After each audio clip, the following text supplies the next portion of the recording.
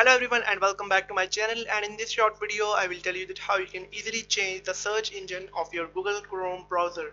That's quite simple, interesting and easy, so make sure to watch the video till end so you don't make a single mistake. So guys, before starting the video, make sure to like the video and hit that subscribe button. And if you want to change the search engine of your Google Chrome browser, make sure that you follow all the steps. So first of all, open up the Google Chrome browser, and once you're on the home page of your browser, you'll have to click on three dots on the top right corner, and then hit scroll down a bit and then click on settings, and it will take you to this page where you'll be able to find all the different options related to the settings of Google Chrome browser. Now you'll have to click on search engine right here, and it will take you to this page where it will show you the search engine, that is Google right now.